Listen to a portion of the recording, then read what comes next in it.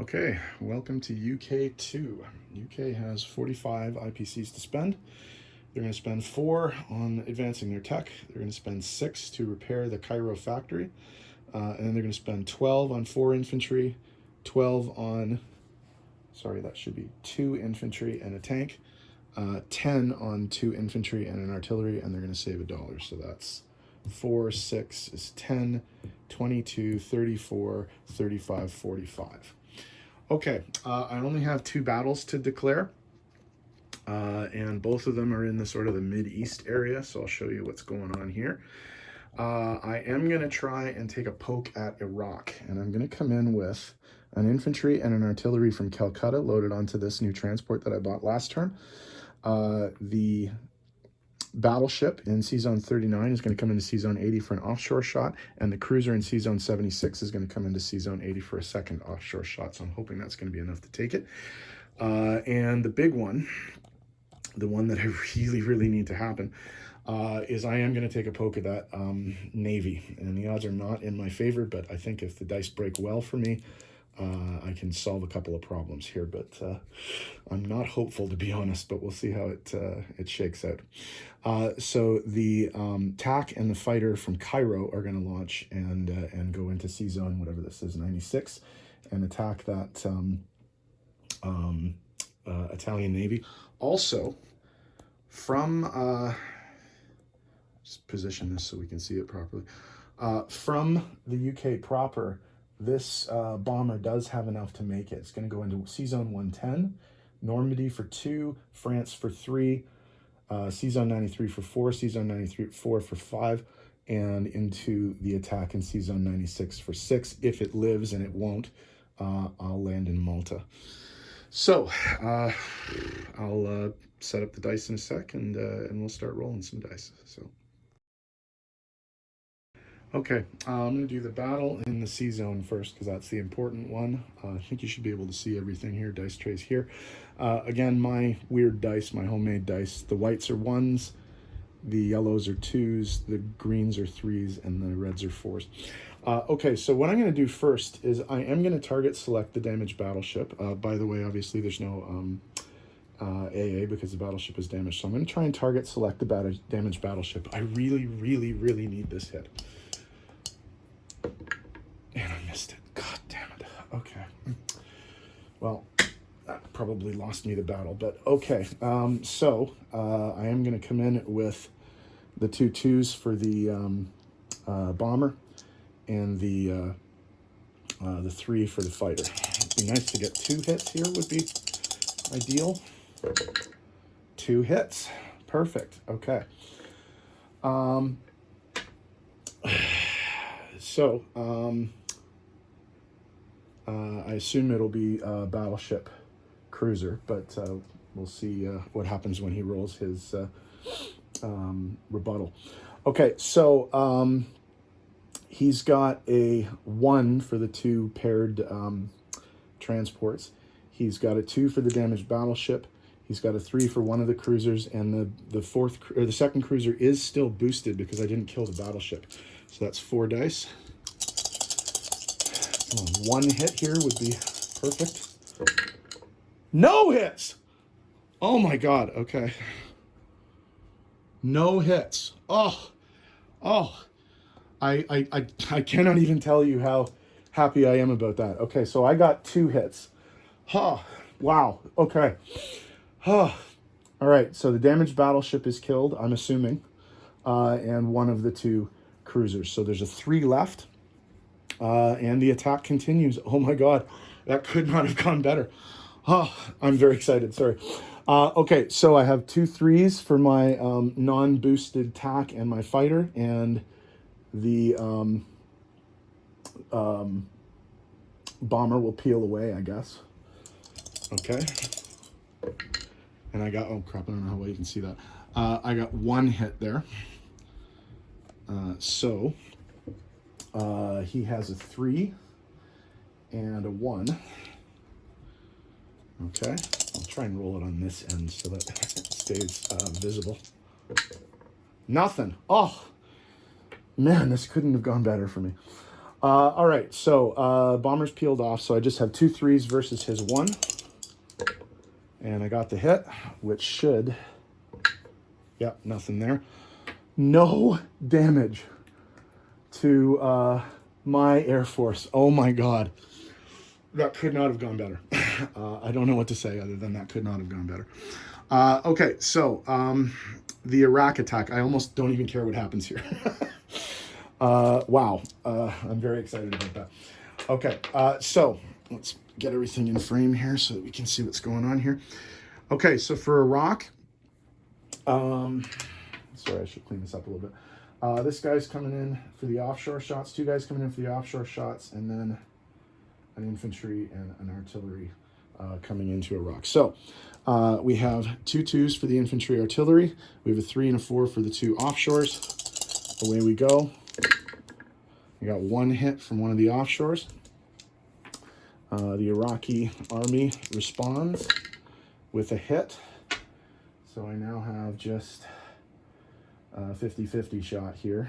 An artillery versus an infantry. So my artillery, miss. His infantry, hit. Damn it. Okay, so that didn't work. Well, you know what, though? As much as that disappoints me, I'm so happy about that naval battle, I don't even care. So give me a second to tidy up the board, and I'll come back with non-combat and placements. Okay, let's do the non-combat movement. So the destroyer in C-Zone 106 is going to move to C-Zone 109.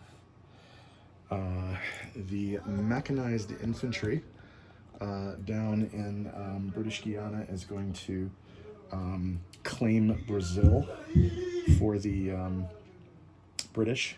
The transport is going to move to this C-Zone here in order to be able to pick up some of those guys next turn and maybe move them to Africa.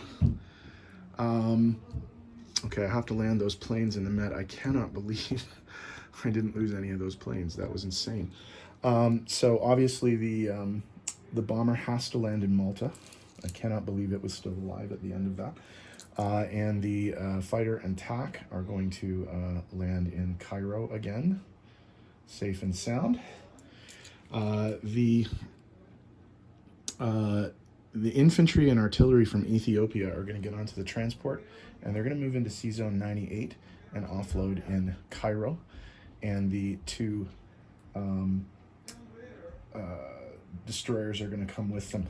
Now, we did double check this, that we are deciding to play, we're interpreting the Vichy rule as follows, that Transjordan, because the guy was in British territory, he's still free French. He does not flip that territory, and I can still move through the canal. This destroyer that is in C-Zone 81, however, is now Vichy, but I can just ignore it because it's basically effectively treated as a neutral. So that's all I'm going to do there. In terms of movement over here, all I'm going to do, I did, because I lost that Iraq attack, I'm going to put 2 more guys in West India for maybe another shot at Iraq next turn. See how that goes.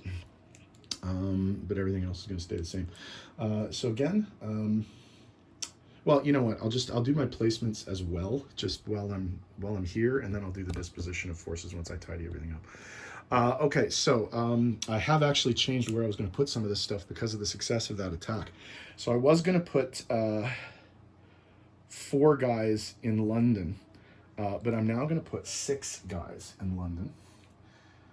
And beef up that force that's there, just in case he tries anything funny with those transports. I was originally going to put 2 men and a tank in Egypt, but those 2 men are going to go in London now, but I will still put the tank in Egypt. And then over in Calcutta, I'm going to put 2 more men and the artillery. So I'll be right back with a disposition of forces. I'm just going to make the board look a little prettier, and I'll be right back. Okay, disposition of forces, starting up in the north, in the home country. UK has 4 fighters, 5 anti-aircraft guns, and now 3, 6, 9, 12 infantry. along with, of course, the 2 French, 2 Canadian infantry that are there, plus the French fighter. On C-Zone 109, there is a destroyer.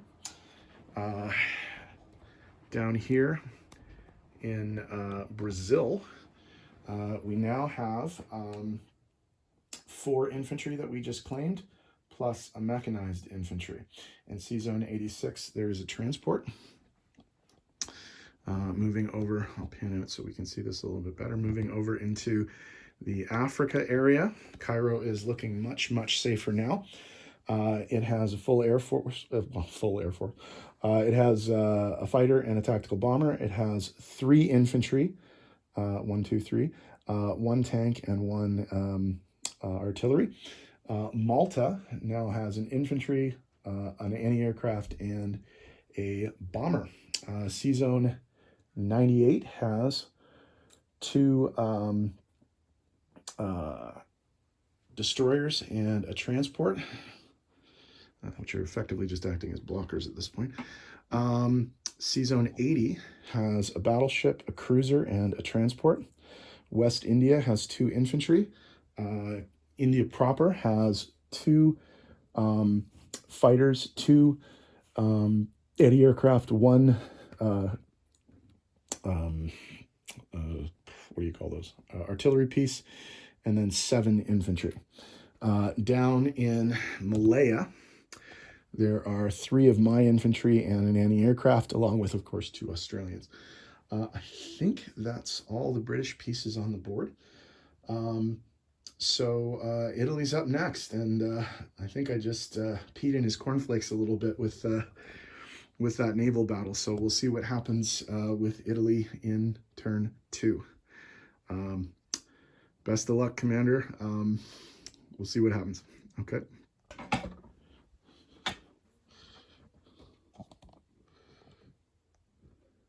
Sorry, I meant to do the chart as well.